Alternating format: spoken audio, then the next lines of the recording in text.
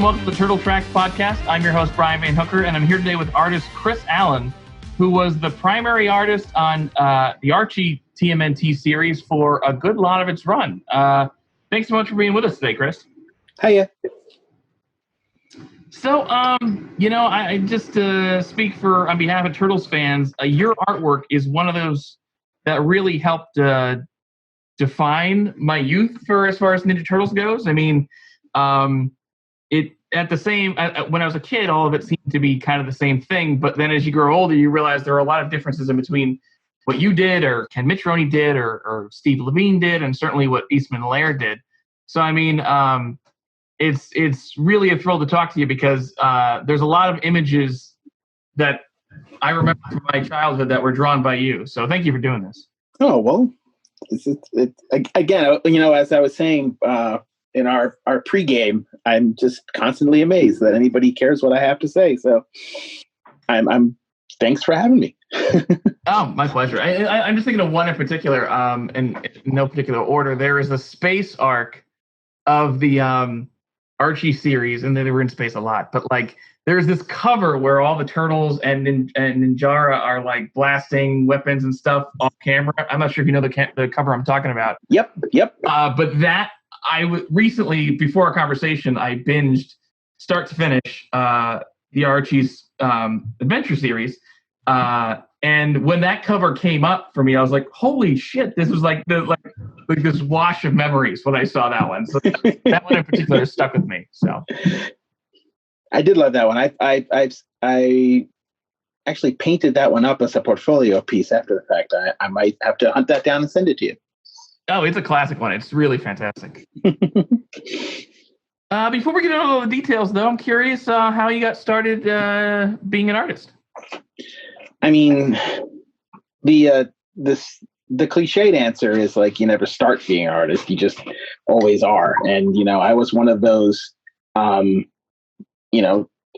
socially awkward kids that would rather spend all of his time sitting by myself doodling than, anything that involved anybody else.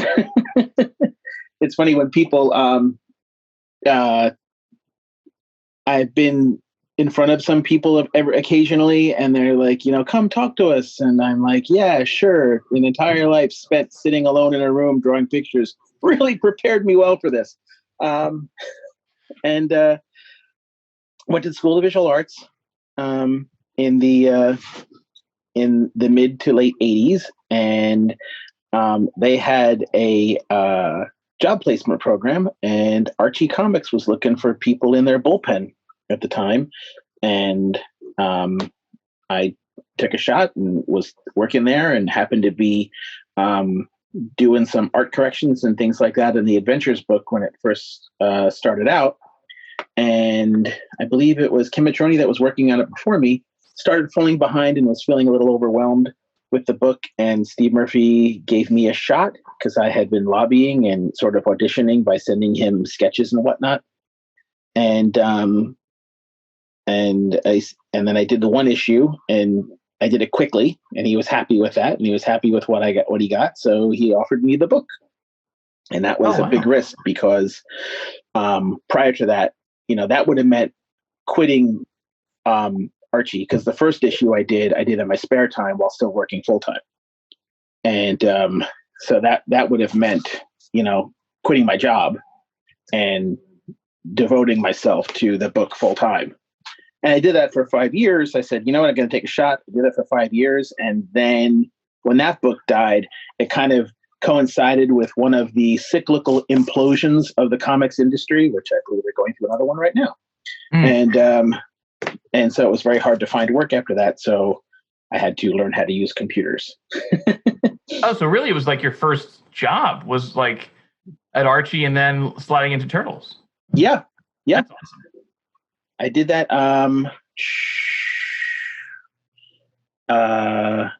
was doing that through my late 20s. Very cool. Now, the issue you started with, was that when like the whole arc where Bebop and Rocksteady came back for a couple issues? Is that where it started? I think that was right before me. Okay. Cool. I think the arc that I started on was I did one like fill-in issue, and which I honestly don't even remember what the storyline was, but the arc right after that, what I started doing it regularly, introduced Ninjara. So I pretty much, and Ninjara's not my character, but wow, I have a sense of ownership to her.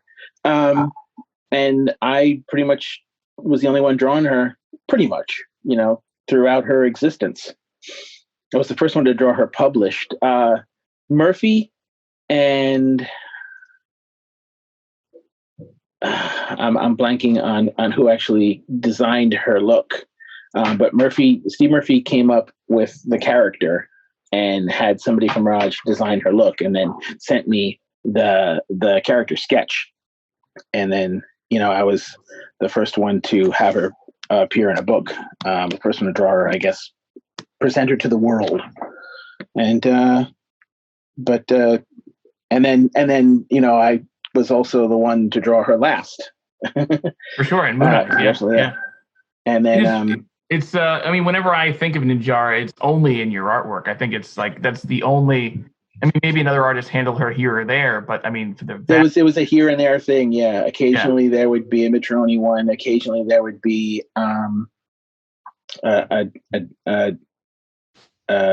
Derek. Wow, man, I'm blanking on these names. No, there's a lot. I mean, is it another artist or? Yeah, he did. He did some of the Mutanimal stuff. Garrett Ho. Garrett Ho, yeah, I really loved his stuff. Yeah, and his stuff is cool. He isn't Mitch Moni or more like that, like kind of squashy, cartoony stuff. Yes, yours was a bit more on the serious edge. Yeah, yeah. I mean, I feel like my stuff kind of bridged the gap between the super cartoony and the more serious stuff, because I tend towards my default is very cartoony drawing, and I try to do serious, and that's as serious as I can get. For a long time, it frustrated me because only people ever wanted to see in the industry was super serious. Sure. And nowadays, the door's wide open for anybody to do anything. But in the late 80s, early 90s, everything was, super muscles, magazines and pouches. And yeah. Lots of pouches. Lots of pouches. So and a ton of mutton chops. Like there's a period. A ton of mutton chops. Yep.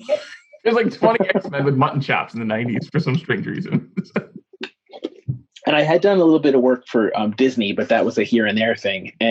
But for about 5 years, I actually tried to branch out a bunch, but there was not a lot of what's I'm looking for. Not a lot of response, not a lot of nibbles for things that weren't Turtles or Archie. So that when the Turtles book kind of wrapped up, I drifted away from comics. Period. Oh, wow.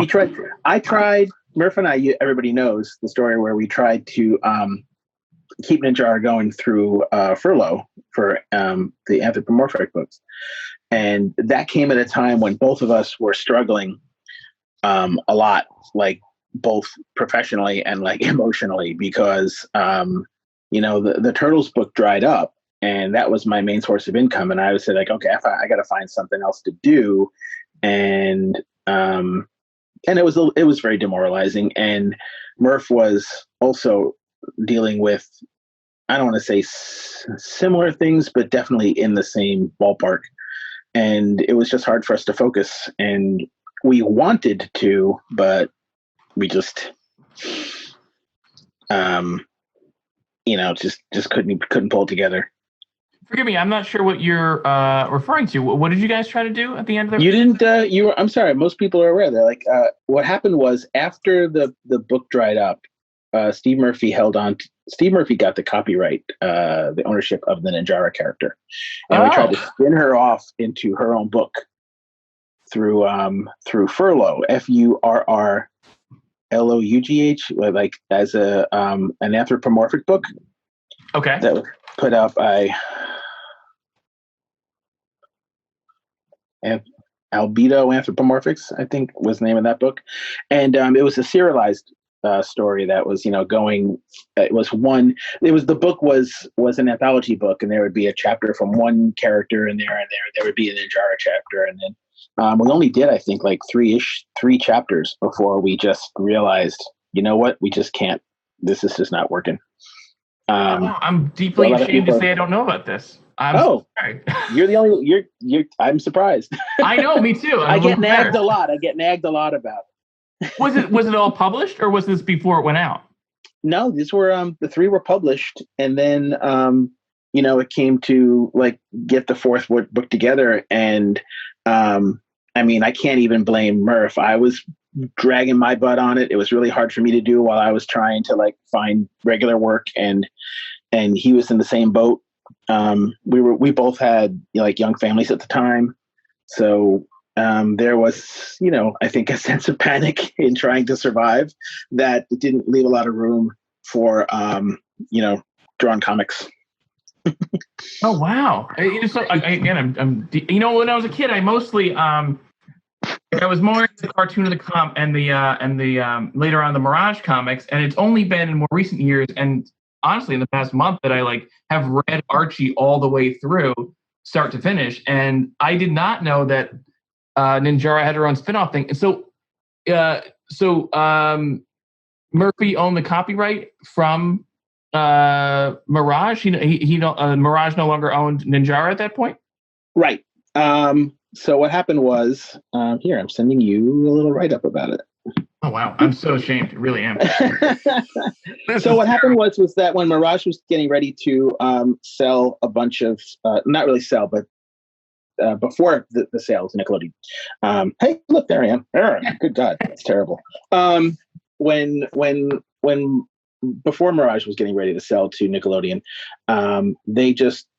they were trying to consolidate, and they wanted to buy up everybody's, because what happened was a lot of people had created characters during the run. Like you would create a character here, you could create it there, and Mirage just said, you know what, we're tired of having all these characters floating around, being owned by like 50 different people. So we're just buying everybody out, and it made sense for the most part, because you're not going to do anything with these things. But I think Murph fought to hold on to Ninjara, and because he felt a real a sense of family to her too. We both did, he and I, and then we just we said, let's see what we can do with her. So. Oh wow! So do you know if Mirage ever got that character back? She's in the Archie. I mean, they published. Nope. They never got the character back, which is why, you have like a Ninjara analog appearing in the IDW books. I don't remember what her name is. I had no idea why that was. Yeah.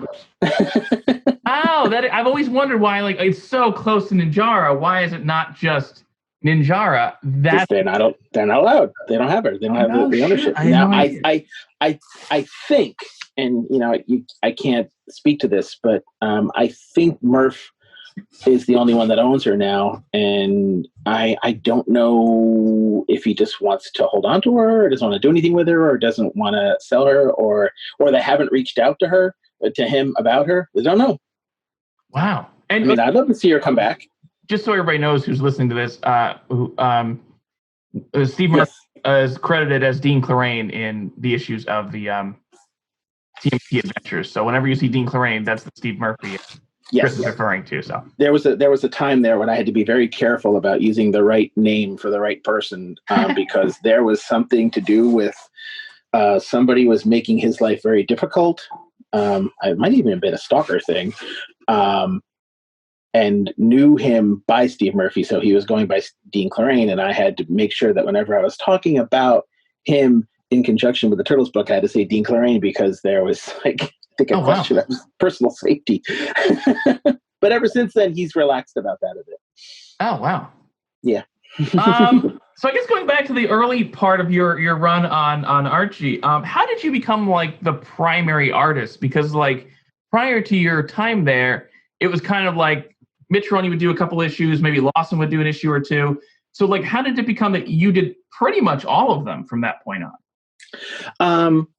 So it started that the reason that I got it was because like Mitroni was feeling overwhelmed. As I was told to me, and I've spoken to him since then. He was just falling further and further behind. Murph was getting frustrated. I could work fast. And so that endeared me to Murph initially. I met my deadlines. And that opened the door to a really excellent working relationship. Like Murph and I became like two halves of a brain working on that book. I would say after like 5 issues, we were speaking the same language, and it was great for him because he used to have to type up full scripts with full dialogue and everything for if he was handing it over to Mitroni or Lawson or anybody else. Whereas it became evident pretty quickly that he could just type up an outline to me. Like I remember there were some scripts I got where it would be like pages 15 through 17 fight. And I'm like, okay. And then I would draw 3 pages of fights and I would like put dialogue in the captions and I would choreograph stuff and send it back to him. And then he would dialogue it. And that worked out really great for us. And then we started trading, like I could see where he was going with some of the plots, and I would send him an email and say like, hey, why don't we try this? And he was like, oh, that's cool. And we ended up like really becoming co-writers on the book. But I always felt like I was contributing ideas. It was really, Murph was the guy behind it. So I never wanted to like claim writership of the book. I'm happy to have been somebody like, hey, this is, maybe try this since you're already going in that direction. And, but I like to think that the two of us together, made it better than, when he was working with anybody else. We meshed really, really well together. And it's kind of, and I think that might have been why I got, I just, that and the fact that we were considered the not true turtles by Mirage, and I think a lot of the guys who worked for Mirage, like the guys who knew Pete and Kevin, like Pete and Kevin did not consider the Archie book to be like the real turtles. Okay. And which was great for us because they had editorial control. They had editorial say. Mirage had final editorial say. Archie couldn't tell us what we could and couldn't write. Only Mirage had the say over that, and they didn't care. So we could do whatever we wanted. So Victor Gorelick, who's mentioned as the editor-in-chief, he didn't really have a say over it. It was Eastman Laird who kind of gave the final okay for what was in the book. Yep. Oh, wow. Archie was just the publisher, and Victor was, it was out of the Archie offices, but really that was more of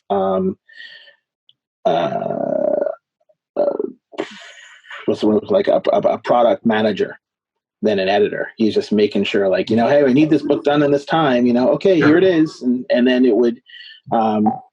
He would make sure it was lettered and colored, but that wasn't anything that you would have to worry about editorial control. It frustrated them sometimes, and I have to admit that I wasn't very mature about frustrating them. Like, when we would do things like, the infamous, punching Hitler and Hitler with a brain and then zombies and things like that. And they're like, this is a little intense. And I'm like, yeah, well, you don't get to change it.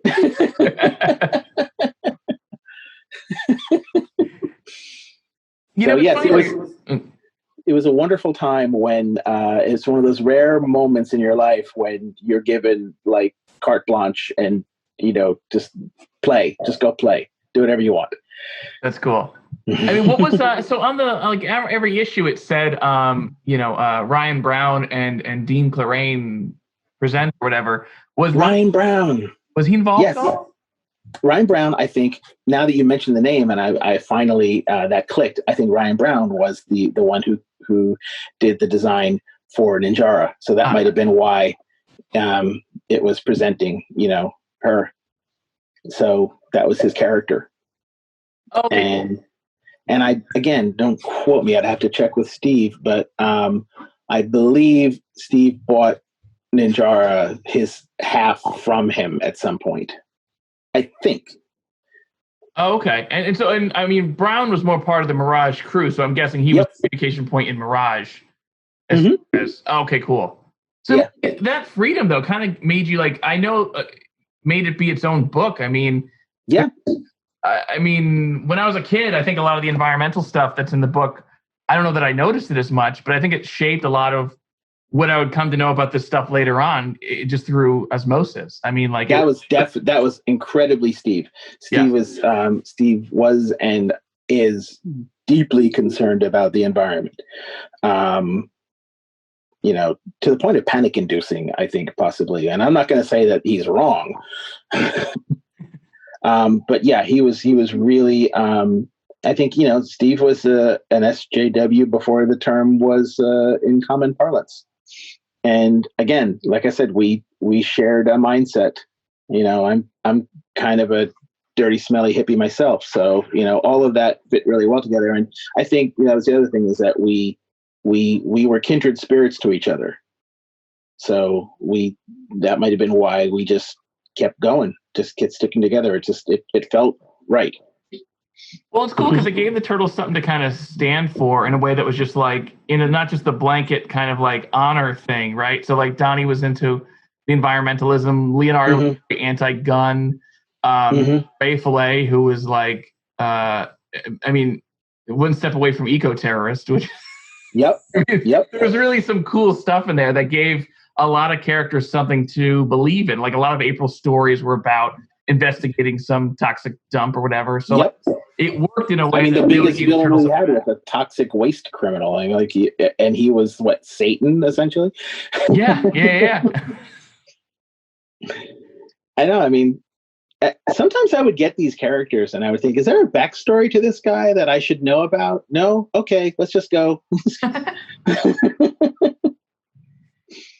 Also, as we were talking about your artwork, I can see why your style became like the style for the book, because it suited the kind of more serious nature of it. Like it's kind of branded the all ages book. And I mean, that's not wrong, but it's certainly a good deal more mature than the cartoon was at the time. Like it was. Yes, we definitely drifted away from the cartoon.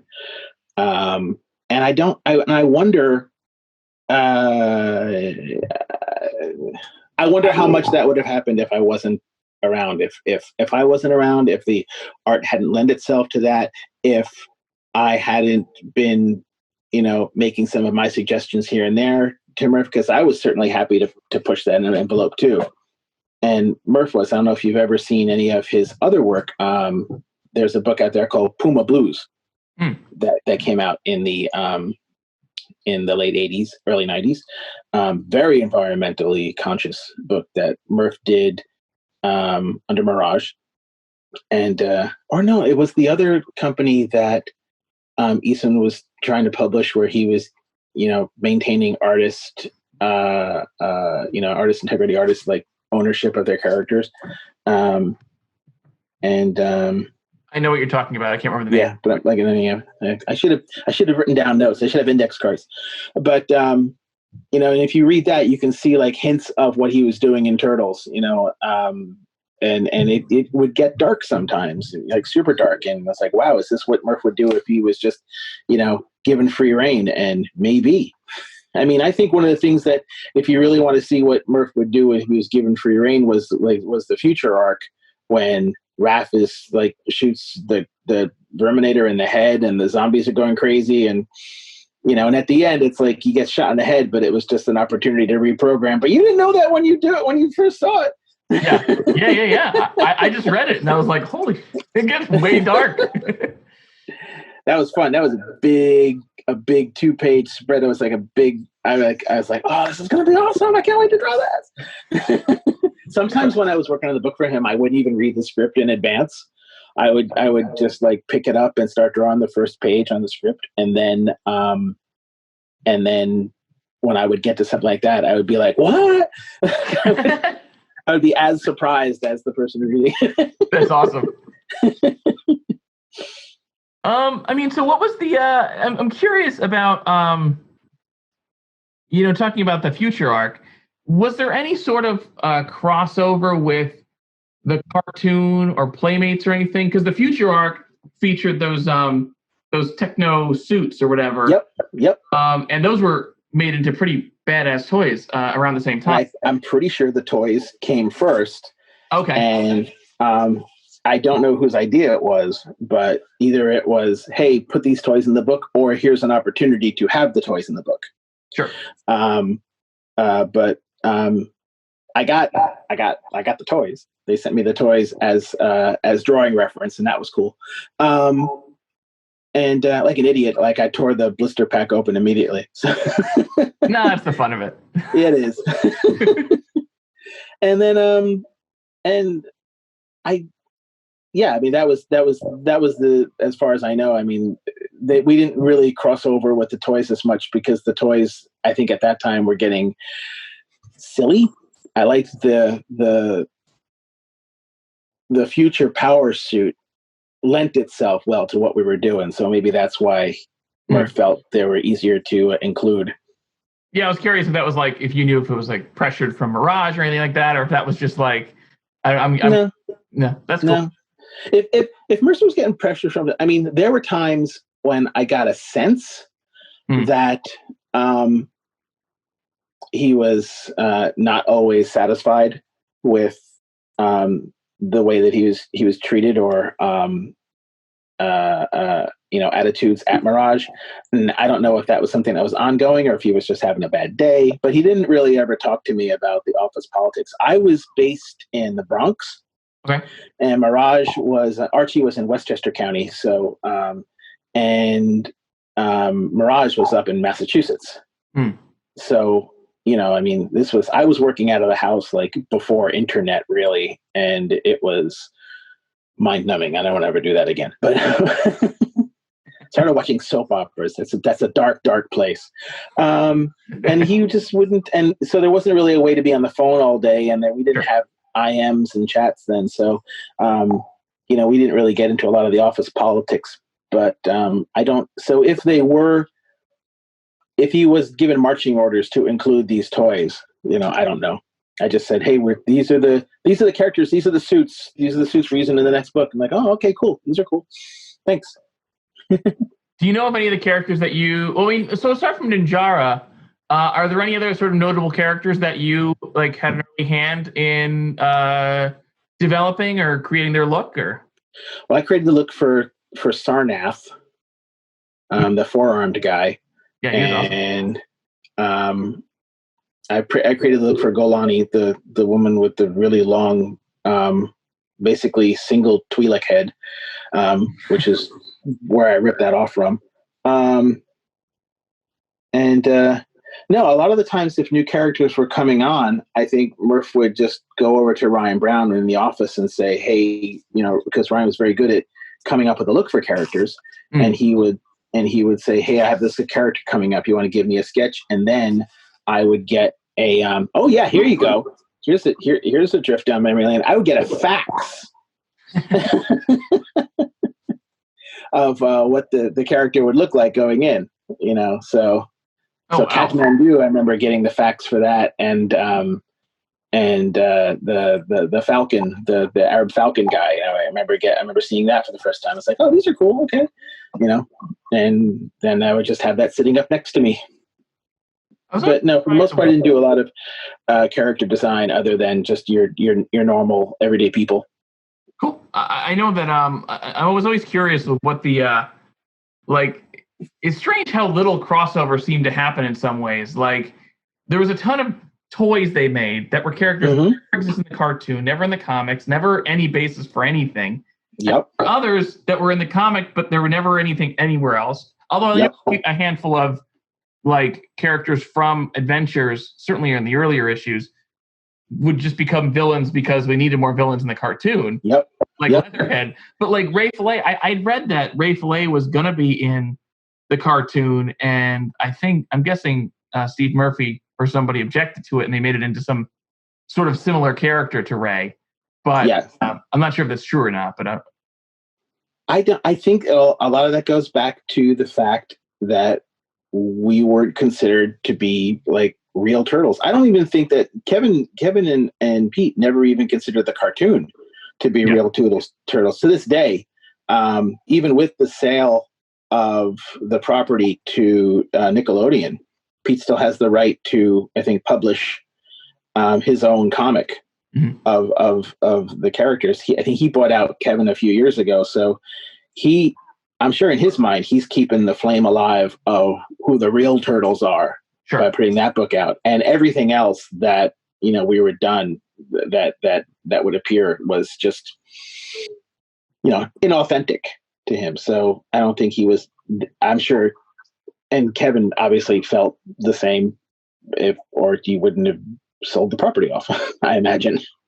And it's so weird though. I mean, like the Adventures book, and it's crazy to me that it's not considered. I mean, like I get it, that's not the original Turtles, whatever. But like, I mean, even at the time, like I said, I got into Archie unevenly, and then only just ran all the way through. But like, even forever, I've known that was the most consistent Turtles book. I mean, like the cartoon is one thing, and that's like it's a kid's show. I love it, but it's a kid's show, and like. Then there's the Mirage comics, which were an anthology series. So there's like maybe 15, 20 issues of the actual book. And then everything else is like, oh, this is some weird anthology spinoff by some artists and some characters that we don't even know about or care about. Yep. So like the Archie series was like the first time Turtles had mature, thought out story arcs that would go from one story to the next, the next, the next. So it was really the first time the Turtles actually got that kind of storytelling ever. Well, I mean, at the time, so Archie didn't like us because they didn't have control over us, and Mirage didn't like us because we weren't, the authentic Turtles. So, the and the amount of love that we have now is a lovely byproduct of the love that we had for people who were too young at the time to have any real power. Sure. So. I mean, that's probably why. And, like, a lot of people don't know that they have something like really magical sometimes until after it's gone. And that might be Archie's case now. I don't know that Archie looks back on Canceling the Turtles with a whole lot of regret. I mean, they picked up Sonic not far after, and Sonic turned into a really great book under their banner as well. And doing a lot of the same things, like playing with a lot of the same, I'm not saying themes, but the same level of maturity. Sonic took like a goofy video game character and went some pretty dark places with it. And under Archie, and we're like, wow, I guess maybe Sonic was their reaction to the Turtles at the time. Like maybe we can do something turtley, but we can maintain control of it. I don't know. I'm spitballing. I'm theorizing. Sure. Yeah. I know. Just going back to the toys for a second too. Like, there's so many characters from that book that even as a kid, I was like, why don't I have a Jaguar or Ninjara? Like, Ray Fillet has an awesome toy. I don't know. I'm sure you've seen it. But Ray Fillet, amazing action figure. But so it's funny you say that. I'm sitting downstairs in my little like craft room, and years ago, reaching for this. I'll show you this. Years ago, there was a line of toys for the Realm of the Claw, and I found this guy, this chick. Where is it? Can you see it? Here we go. Okay. It's like sorry. I need to get rid of the zoom, the weird background. Yeah, it's a podcast, but basically it looks like you're on the Muppet Show with the. Well, I did that because I usually zoom with a puppet when I'm in work, but I found her. Oh wow, yeah, it looks like Ninjara for sure. So it's with the express purpose of getting some Sculpey and making my own Ninjara action figure. Yeah, it's one of those things that I've always wanted, and like the Mirage figures are such that weird little. Like I've always wanted those, some sort of Ninjara, Dragon, Jaguar. Stan Winston put this out. I needed a toy. Stan Winston Studios. So it's a cool, that's it. I haven't opened it yet, but man, she's like 80% Ninjara right there. So totally. But yes, I would have loved to have a Ninjara factory because, like I said, I have a lot of it's I feel a real sense of family to her. You An know, adopted family. speaking of Ninjara, like what was the? I'm gonna say that was the first time. I think, yeah, it was the first time any turtle had a love interest. I mean, like Yep. her and Raphael were the first.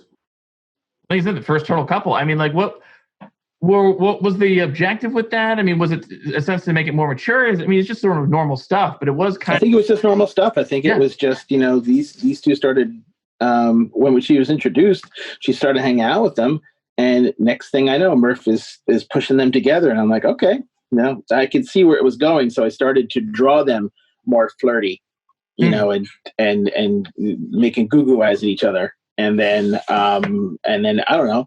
It's a very organic thing. So I don't know if that was his plan at the beginning, or he was subconsciously thinking about it. And then I picked up on that and started drawing them that way. And then he picked up on that and started pushing them more. I mean, like I said, it's a real, it was a very, very tight working relationship we had on that. So like, he would, like I said, he would just send the outlines, and I don't even know if the outlines always included that Ninjara and Raph initially were becoming more friendly, but over time they did, because it was the direction that we started going with them. But it was definitely something that happened organically. It's also really cool to have another female character aside from April. I mean, April got some cool new dimensions in your comic book that she didn't have elsewhere. But like having Ninjara, a fully accomplished, strong female character in that, which was for the most part absent other than April. And so it's cool to have another female character. And we rarely saw April. True. Yeah, true. Yeah. So. Was in late in the run, actually at the very last arc that you did, her and Raph broke up. Was that well, I mean, so the book, just fill in the audience, so the book has the last saga was when Raph and Ninjara broke up. Then it radically changes for 2 issues where some other artist and some other writer do it. But like the last stories that are like adventures, as far as fans are concerned, have those 2 break up. Was that because you were going to spin her off, or was it because there's just it's because the book was coming to an end. We knew that it was, and we were, so that was going into the whole Forever War thing, where we were going to finish off our run with the big 5-issue Super Saga, where we tied everything up, and it was going to be like the alternate timeline. We were going to bring characters back from every character we could have thought of, like from the whole run. It was going to be like a best of. And Eric Talbot, I drew the covers. Eric Talbot inked them. They're beautiful. I've sold a lot of art over the years, not those. They look totally unique too. Those 4 or 5. Oh, I'm sorry. Wait, are we talking about Forever War? Or are we talking about Nice. Oh, Forever. I'm sorry. It was 71, 2, 3, 4, 5. 7. It would have been issue 71 through 75. And we drew. I drew and inked the first issue, and then I was I would say maybe 10 pages into the second issue of penciling it, and Murph said, "Oh, the book's been canceled." But they've agreed to pay you for whatever you can finish by the end of the week. And that was some of the worst art I ever drew, because it was never published. I think I did like 8 pages a day. When we're on Forever War, so you guys knew the book was being canceled. Why? Because like I know, like this was 94, 95, so the Turtles were on their way out. The Turtles on their way out. They were ebbing, and Archie was tired of paying, for it, and the sales were going down. Okay. And so I guess they were not going to renew the contract. And again, Mirage was like, "Fine, we don't care. That's the goofy kid book. We don't give a shit about that." So, I mean, Archie took their opportunity to get out from under it. And I mean, so it was coming to a close, but then what about those final 2 issues where they just? I think those final 2 issues were fill-in stories that Murph had hired. Like, you always want to have like a couple of stories done, sitting in on the shelf in case of an emergency that you could just throw in real quick. Sure. And I think that those have already been paid for, so they figured, well, why don't we just publish those and get them out of the way because we have the art. But they didn't want to commit to the last 5 issues. So that's what that was. The intended finale was Forever War. That was going to be the case. Yep. Okay. Yep. And so that must have been planned out, I mean, Christ, 6+ months in advance, because Moon Eyes was leading into an ending. Probably maybe more like 3 months in advance. Yeah. Oh, wow. Okay. Yeah. Wow. Okay. We worked very seat of our pants. Gotcha. Going into Forever War, so like for the last, I mean, since its cancellation, I'm sure, I know you've gotten a lot of requests from. Oh, yes. When, like, so I mean, was this previewed to fans, which is why they know so much about it? Yes. Okay. It was previewed to fans. The covers were previewed.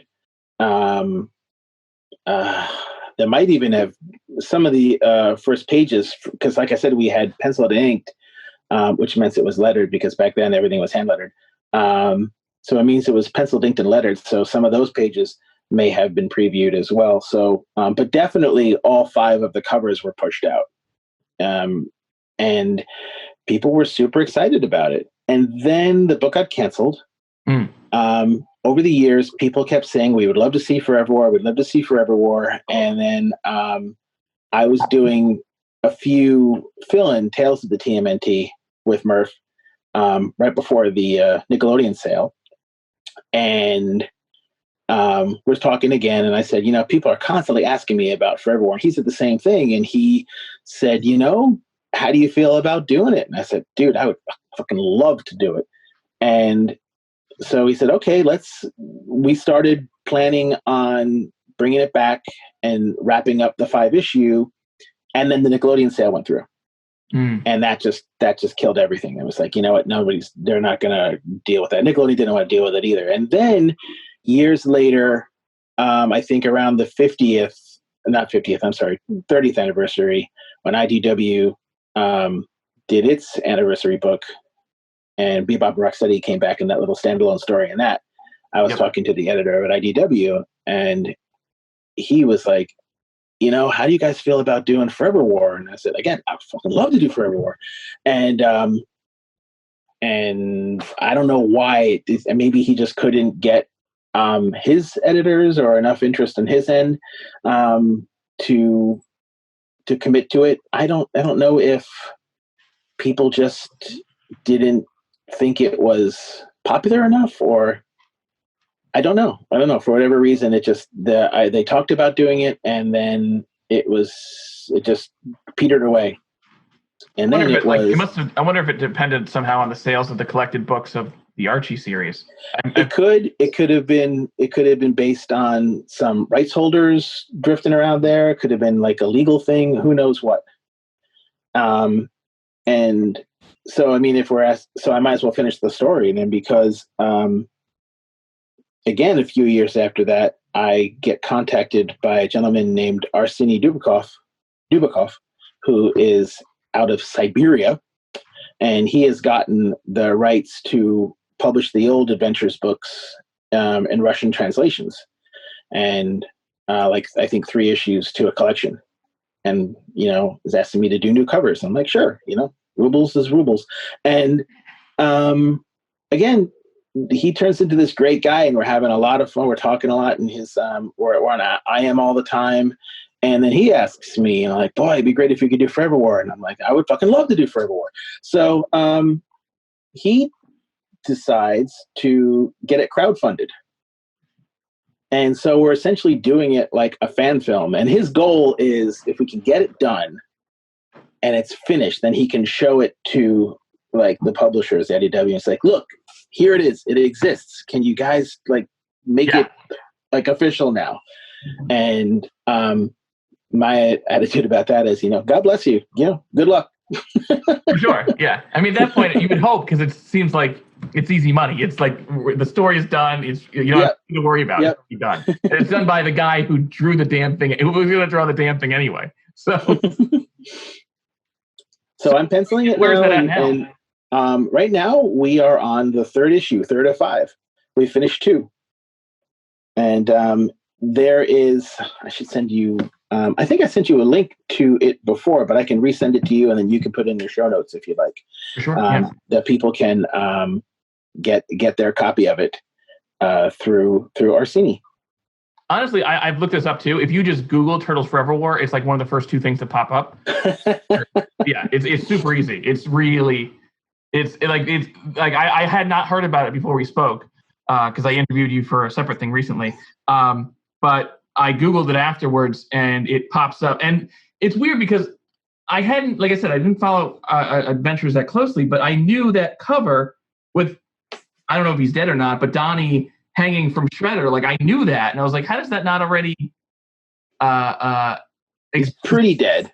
Yeah. I had no idea. Yeah, so and that cover, by the way, that cover was next issue, the Forever War. That was in. If you look at the last issue of the book, that one's plugged as coming up next, and then nothing came up next. So that also fed into the frenzy. Sure. Yeah. It's a great cover. Like I said, I was shocked that this never existed because I was like, no, I know this comic book. So you're in issue 3. Okay. Now, how much of what you're doing now is what was used back then, and how much of it is new stuff, both artwork and story? So the first issue is what we did before. Okay. I think Archie got through whatever he was working with. He got the first issue done. And then the second issue, I had the first half of it penciled, and then I just tightened up what was super rough previously. And now we're into brand new stuff as far as writing and artwork is concerned. And they don't have Murph's notes to go on. Archie contacted Steve Murphy and asked him if he want to be a part of this. And Murph said that he doesn't have like the warmest memories of his time with the Turtles. So he would rather not get involved, but he, wishes us all the best. So great. I will not question him. I'll respect his stance. And Archie has somebody who's writing the book with him. Again, should have my freaking index cards. Who's doing a great job. Who's out of America and really knows the characters as well. It's don't really know what else to say about it. It's doing. I'm excited to be back into it. Do we know approximately when it's going to be out there? I believe people have told me that they've gotten the first 2 issues already are floating around. So let me see. Here it is.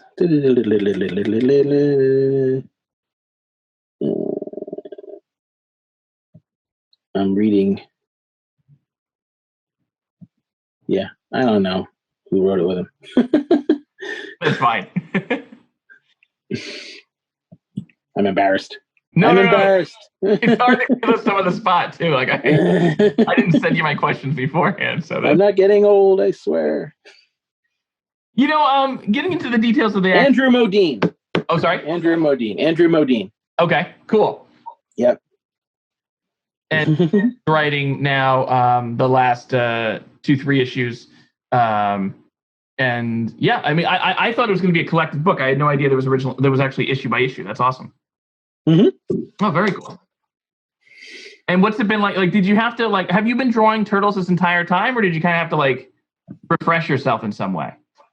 I didn't have to refresh myself much about it. Okay. I'd been drawing it off and on for a while. I hadn't really been doing it professionally, but I mean, people would geek out whenever they would hear about me, and I was constantly, like drawing the characters. I came back and drew them for uh, Tales from the TMNT, and it was the only character that always gave me trouble was getting a feel for was Splinter. I never quite felt like I got him to feel like a rat. Hmm. But I always wanted, I always was, my tendency would be to draw him more heroic and tall and, a father figure and standing up. And I ended up making him look more like, I don't know, Wile E. Coyote or something, but not a rat. Near the end, I started giving him larger Mickey Mouse ears, and that helped a little bit more. And then when I came back, when we were doing the Forever War, and I was really playing with his character, and I really started to draw him more rat-like. And Arsenio was like, no, draw him like you did before. Everybody wants that. I'm like, okay. I would say about 60% of Splinters look like dogs. So yeah, he looks like a dog. Yeah. Most of the time, he looks like a dog, and then maybe Yeah. whiskers on him. So it's like, oh, that means he's a rat, I guess. Buck teeth and whiskers. Yeah. Okay, it's a dog with buck teeth and whiskers. Yeah. And it's mutagen. Who knows what it does? He could have petted his dog. Even with your turtles, though, I feel like looking back at the art, like your style kind of changed a little bit over time. I mean, it got more streamlined. I got more. Yeah. I almost started treating them like animation models because you do it so quickly. You have to like I remember I started starting each character because I had one of those circular, the little circle stencils.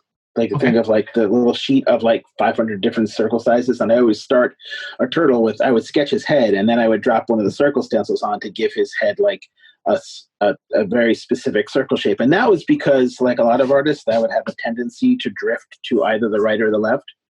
So I wanted to use the circle thing to keep it from doing that, and that had a tendency to make their heads, because when I first started drawing them, they were more squat, they're more oval. Yeah, they were chunkier. Yeah, they were chunkier. Yeah. And but it was, I don't know, I think as I started drawing them, I don't know, just things just drift, they evolve. That just felt more natural. Having them be a little bit taller. I always wanted them to, I've always felt like ninjas would be a little slimmer. Sure. Yeah. If they're being acrobatic, somehow they're trying to be acrobats with this big shell stuck on their back. I gotta say that too. One thing that I've always loved from the Archie run, especially when I was a kid, was I love future Raphael and Donatello. Like I don't know what it is, what I'm taking with that version of them so much, but Raph with the eye patch and the hat, and Donnie with that coat. Like I love those versions of the Turtles. I really do. And they had a chance to shine on their own because they were the only two that came back in time to help with the Mutanimals that time. Yeah. So I mean, they got more screen time, so to speak. We never really got to know future Leo and Mike to the same degree. Yeah. Did you design all four of those? Yep. Those guys I did. I'm curious, what was I don't know, do you recall what the reasoning was as to why each turtle ended up looking the way they did 100 years in the future? Sort of. I mean, I figured Mikey would have like a glorified lab coat. So that was that big thing he was wearing. I think, and Raph was the stereotype, the cliche of, he's going to be a badass. So we'll show that he's a badass by the fact that he's missing an eye. Sure. And and he was the one, the eye patch. Yeah. He was the one whose costume drifted the least, because I felt like, he would be the one that was keeping it the most pure, carrying the flame. Mike, I gave him the varsity jacket because, that was more being like goofy lending itself to his character more, and with the bandana on top rather than the entire mask. And Leo, I thought I just gave him the jacket, but he's not. I gave him not wearing a mask anymore because I felt like he's evolved to the point where he's moved on, and he's now he's the teacher.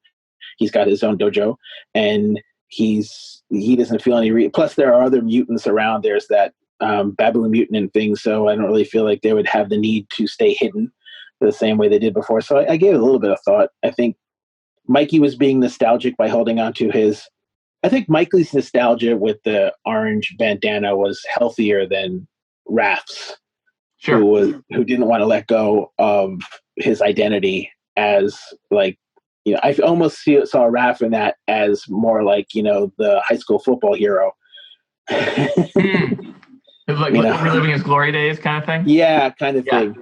Which, now that I'm saying it out loud, puts an unhealthy spin on his current girlfriend in the future because she's another Ninjara analog. Yeah, when I saw that, I was like, wait a minute, is she, who, are they related? It's very, Raph has a type. Yeah. Originally, I thought of it as Raph as a type. Yeah. But now I'm almost thinking like, oh, wow. Now that I'm saying all this stuff out loud and he's like the football hero leaving his glory days, and like, oh, that poor whatever animal woman she is, does she know what she's gotten herself into? Yeah. It's weird. I sort of right now almost feel bad for her. And he's also the one telling like younger Raphael to kind of chill out, but you realize that he's probably even more damaged by the time you get to know him a little better. I always thought Raph was the most damaged or the one that was carrying the most baggage out of all the characters. I always found him as somebody, the one who was the least sure of himself. Because he projects so much of that. For sure. Yeah. I'm curious too, there was, when you get to the future arc, Shredder comes back. And I mean, that's one of the few times where it seems to resemble other Turtle properties a little more. I'm curious, do you know why you guys brought back Shredder? Because for the most part, he was gone for a long time. I don't know. I don't know. A lot of the times I hate saying you don't know, even though I hate saying I don't know but even though that's a perfectly valid answer, I'm often told, but I still feel the need to speculate. So I will speculate away. And my guess is, if we were using if we were doing a time travel thing that opened it up to bringing back some bests of, I mean, you could, and maybe in Murph's mind, it made a little bit more sense than somehow Palpatine has survived. So yeah. No, I mean, it works, and he's not the goofy Shredder from the cartoon, but I was surprised when he's back in it. I was like, oh, and it works great, but I was just like, it was a surprising move. I mean, Hitler's brain was very much at a left field. That was ridiculous. And I always hear about that from people when they go when I talk about my time in the book, and they're like, oh yeah, we had Hitler's brain in there, and they're like, you what? Yeah. Yeah, it was. We were not supervised. That's what happens when Hitler's brain shows up. That's great. You want to talk a little bit about Mutanimals, because I'd be remiss if we didn't discuss them a little bit ago. I will try. I mean, you did, for the most part, they were handled by other artists, but you had them here and there for sure. Mm-hmm. There was a crossover here and there, but yeah, for the most part, they were handled by other artists. I got to the big crossover where they were first crossed over the Turtles, and they fought the Satan guy, and then and I was there to put them to bed, to kill them, and I don't know why they killed them off. That was a fan for you too. Was because I hate to say this, but they're kind of killed off unceremoniously. Very much so. Like in the back, they were actually said it in the backstories, and they're like dead. And I was like, because I knew they were gonna die. I'd always liked the Mutanimals, but like I said, my stories were incomplete. So I read through it recently. I was like, oh, that's it. Like I was just because they were amazing characters that were the most viable team outside the Turtles. Yeah, they were kind of let go in a rather, I don't know, unceremonious. I don't know why. Was it they didn't want to publish them anymore, or they weren't popular, they weren't making money, so maybe they were expendable, and so it became something they were able to kill off, and almost like a whole group of Mutanimals in fridges. I mean, to give the Turtles to make it feel like things were really serious with the Turtles. I was referring to the women in fridges troop. But so maybe it was that, but this was a time when I think a lot of people didn't know what they had as far as the level of popularity these characters might end up being sometime. They were just kind of like playing around with them. And we actually didn't even know if the Turtles themselves as a property were going to be like super popular and last forever. I mean, when it did start to ebb around 95, there was every reason to believe, like the third Turtles movie came out and tanked, which by the way, I did the adaptation for. Oh, cool. Yeah. Got to go to my only Hollywood premiere. It wasn't even a Hollywood premiere. It was a local New York premiere. I got to go to a movie premiere, and it was Turtles 3. Oh, that's awesome. That's the first movie I remember seeing in the theaters. I remember seeing this, but that's the first movie I remember going to the theater to see was Turtles 3. I have, so obviously I have a warm spot in my heart for that one. I do too, and I know it gets a lot of hate, but I still and I know that there's lots of it that isn't good, but I still very much love it. So. But I think that we just didn't know what we had for the most part, and the Mutanimals might even have been like, yeah, we took a shot with the Mutanimals, and they didn't really catch on, so let's kill them off. It could have been just something as easy as that. But there's like now other iterations of the Mutanimals. I mean, because people grew up and remember them fondly, and now they're in positions of decision-making power, and and everybody's building on things they loved in their childhood. Yeah. And so Mutanimals are one of them, and I'm thrilled that they're coming back, and I will happily ride this wave as long as I can. Did you have any part in the ill-fated Mutanimals cartoon or know anything about it? No. Oh, okay. Now it's my turn to say, I don't know anything about that. There was a Mutanimals cartoon? They were trying forever. I think it was I had Steve Levine on this a little while ago, and I completely regret not. I will be Googling like crazy after this. Yeah, no, look them up. So there's a lot of artwork. So it was, I thought it was Steve Murphy and Steve Levine. Maybe Ryan Brown was involved too. But they were trying to sell a Mutanimals cartoon. Murakami Wolf Swenson said, no, we're not interested, because they'd already sold most of those characters as toys anyway, like Leatherhead and Rightful Egg. Right. So why are we going to spend the money on it? Right. Well, but you don't know. I mean, because the show could have really created some real interest. That was dumb. I know. And Ninjara was going to be on the show. So there's and the artwork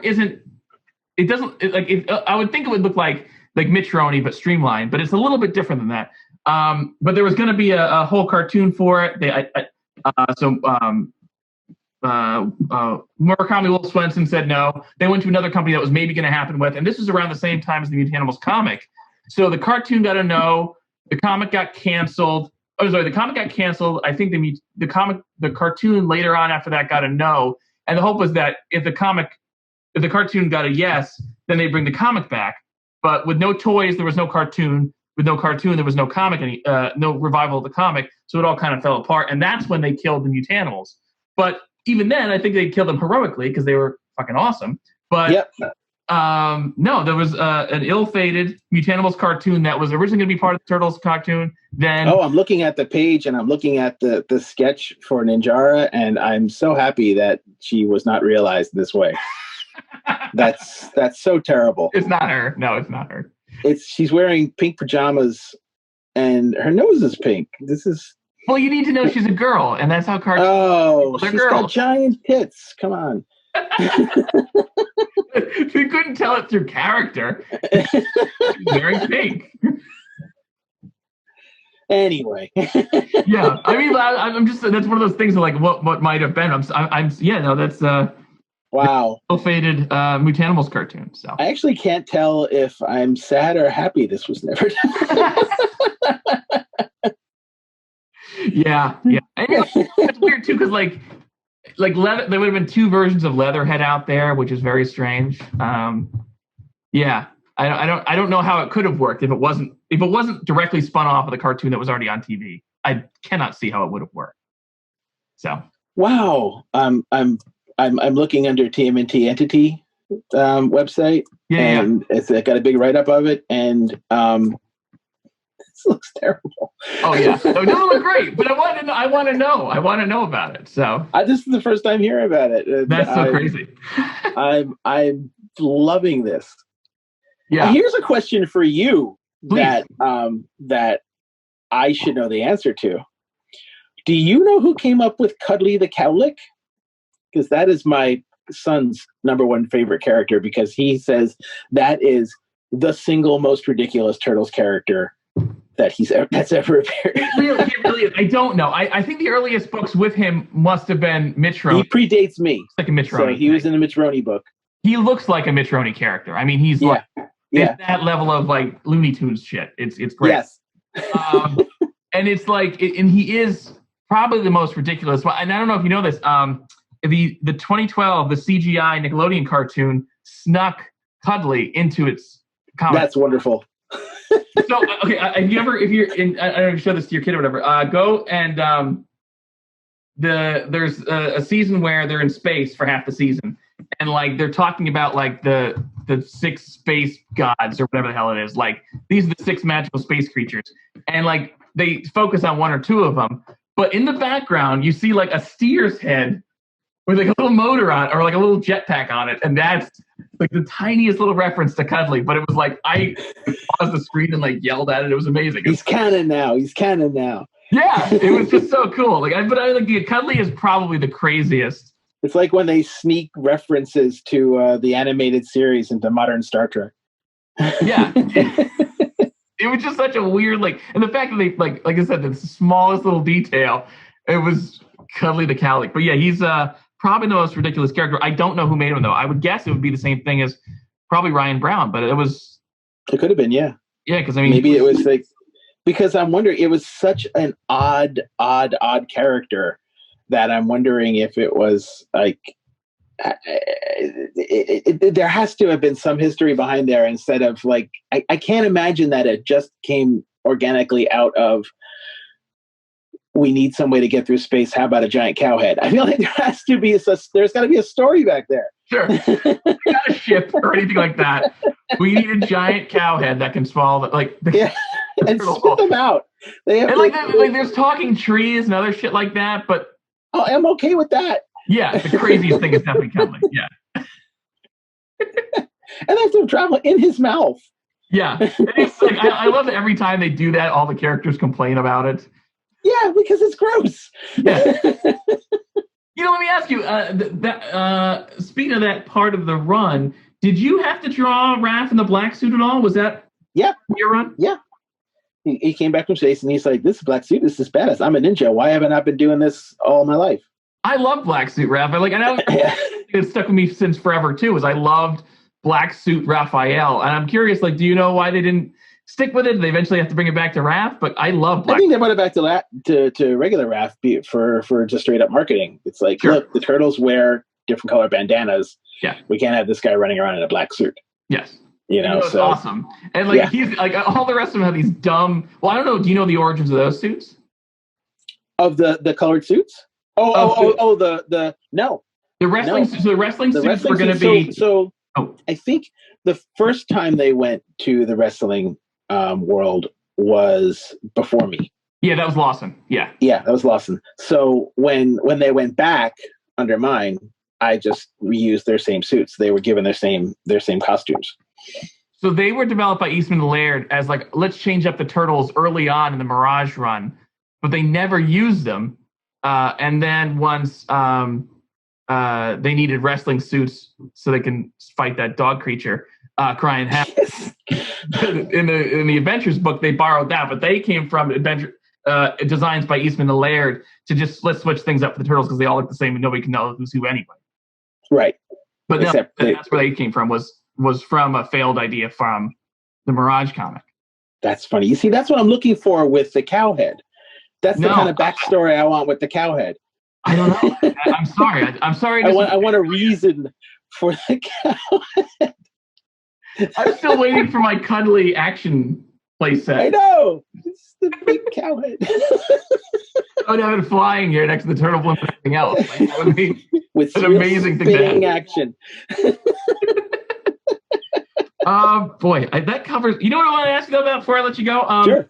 The return to the Archie verse that you guys did for the 30th anniversary.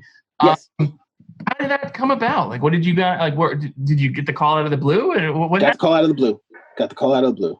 And it was the gentleman who was the editor for IDW just reached out to me. I mean, in the modern era, the future that we're living in, everybody's fairly easy to find, and sure. My messenger, I am pinged, or I forget which one of the 15 different ways you get a hold of somebody pinged, and he's like, "Hey, we're doing the 30th anniversary. You want to be a part of it?" I'm like, sure. I mean, I'm an art whore. I will draw anything for anybody. One of my funny stories is that not soon after the book was canceled, but I don't know if it was still common knowledge or it had just been canceled. I was invited to be a guest at Anthrocon, the Furry Con, and I had not known what and who furries were at the time, and I thought that this was just people really into anthropomorphic animals, which is true, but I didn't know that there was the whole persona thing. And went there, and then I started seeing all of the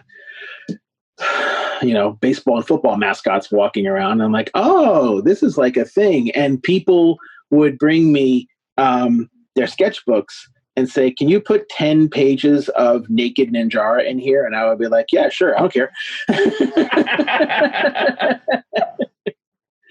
So yes, I will happily draw whatever you want. Now I know what to commission from you. Yes. You would not be the hilarious. First, or nor do I doubt the last.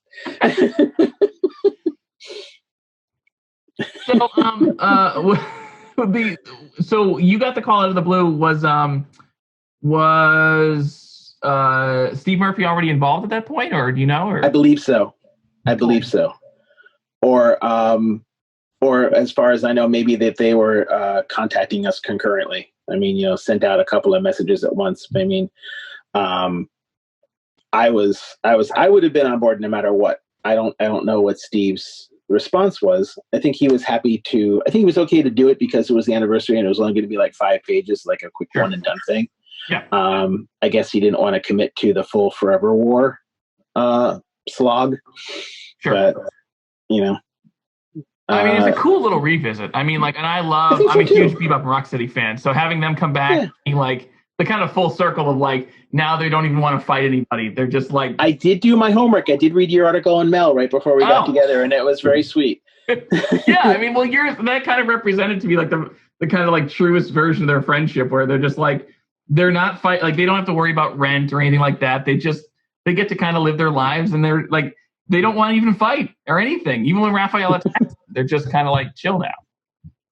Yeah, yep.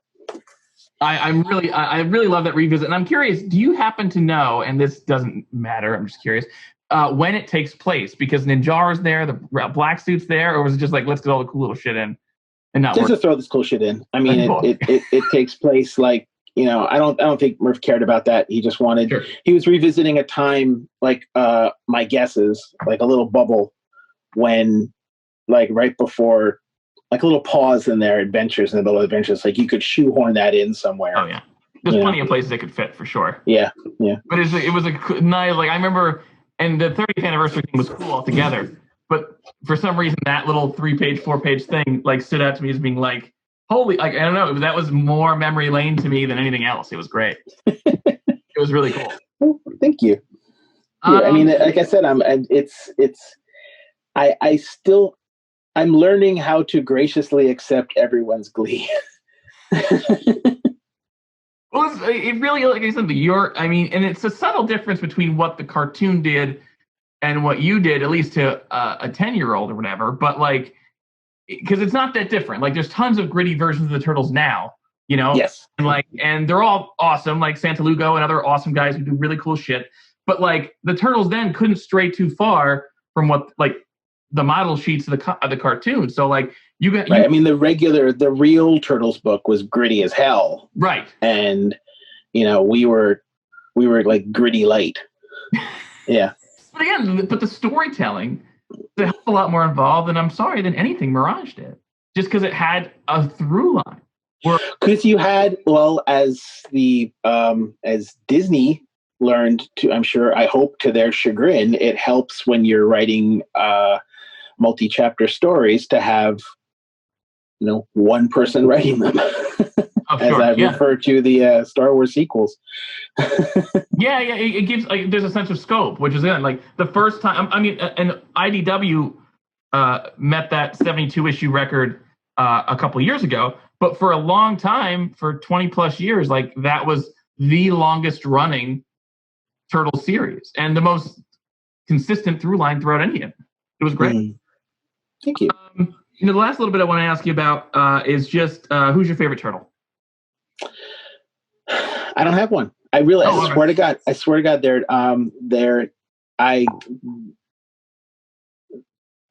like family. I don't have a favorite Turtle. I love everything. I love different aspects about all of them. And then, like, people expect, a lot of people's favorite is Raph because he's such a tough bastard. But I've always said, like, he's the most insecure, the most to prove. I love Leo because he's the most, you know, I think self-assured, you know, I don't know if he's the smartest, but he's probably the Turtle that I would most want to be like. Mike is probably the one that's most comfortable with himself. Sure. Not the smartest one, but he doesn't care. And I respect that. I think I respect something about all of them, and I love something about all of them, and they and the way that they just mesh together to create a whole. You know, they're and obviously Donnie is I'm a nerd, I'm a geek too, and I love to tinker like he does. So, you know, and I see them all as parts of one organic being. And they're all sections of a brain, and they work best when they are together. And when they're on their own, I think they are a little bit lost. For sure. I think the future Turtles, like when they went their separate ways, they needed to grow up and go their separate ways, but you know, they were not as complete. You know, and they had to do it. And I always felt that way. They needed to be together. You know, and that might have been I always thought that was like a byproduct of the fact that they outlived Master Splinter, and who would have been, you know, the glue that would hold them together. As often happens with families, but you know, you can only move so far away from your family. You're like, no matter how far you go, they'll always pull you back. But you know, I don't have a favorite. I love them all. That's fine. Do you have a favorite Mutanimal by any chance? Probably Mondo. He's most like Mike. He's a fun character for sure. Yep. Honestly, Chris, that really covers everything I want to ask you. I appreciate you talking to me for this long. And honestly, it was just a great. I didn't have to talk to my kid. This is great. Well, honestly, like I said, the Archie series means a lot to a lot of people. So I really appreciate talking to you. Thanks so much for your time. This is great. Thank you, sir. We will communicate still. I doubt I'll be able to get rid of you. That's probably true. I'll talk to you Thanks so later. much. That was great. I really appreciate it. All right. Bye. Bye. Splinter taught them to be ninja teams. He's a radical rat. Leonardo leads Donatello does machines. That's a fact, Jack. Raphael is cool but rude. Give me a break. Michelangelo